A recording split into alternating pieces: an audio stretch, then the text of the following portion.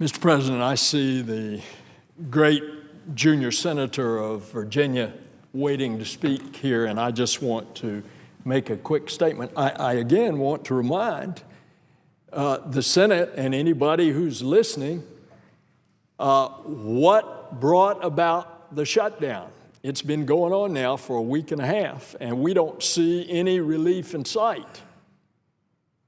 And what started the whole thing on the shutdown is shut down the government unless you agree to reverse a law that was passed and declared constitutional by the Supreme Court. By reversing that law, by taking the funding away from the Affordable Care Act. Now, that's what started it a week and a half ago.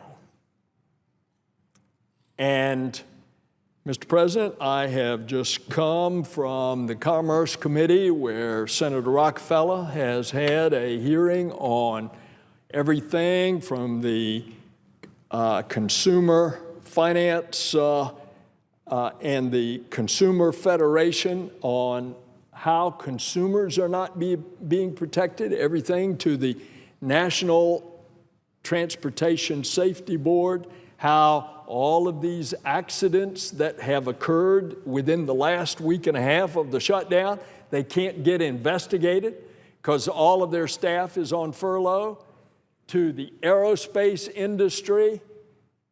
They can't deliver airplanes that are ready for delivery because they have to have their final FAA certificate, to, of course, the space program in NASA and 97% furloughed, to over 60% of NOAA furloughed, and all of the weather satellites that we're trying to get going that are all, and then you take all of these government employees that are furloughed. What about all the contractors to the government that are now laying off all the contractors?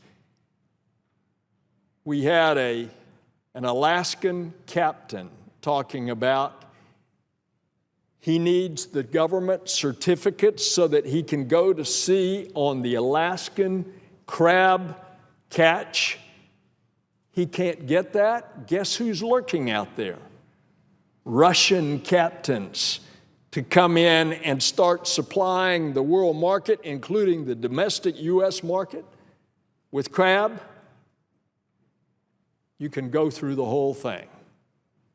And then, of course, the other side says, in the midst of the shutdown, now with a default on the credit rating of the government facing us, you're not negotiating. That reminds me of the story, Mr. President. Two people are talking. One says, "Can I burn your house down?" The other one says, "No." "Can I burn your second floor down?" "No." "Can I burn your garage down?" "No." "How about your utility room?" "No." "Oh, you won't compromise."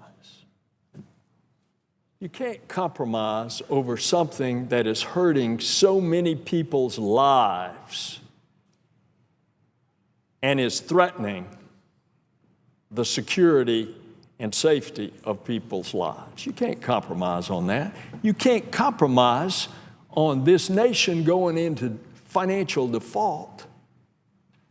Come on, let's use a little common sense and get back into government functioning again and stop the nonsense about threatening a default of this country. And then let's do what the very sincere senator from Indiana has said. Let's continue those discussions about what we can do for the long-term financial integrity of this country. Mr. President, I yield the floor, and I thank the senator from Virginia for his indulgence.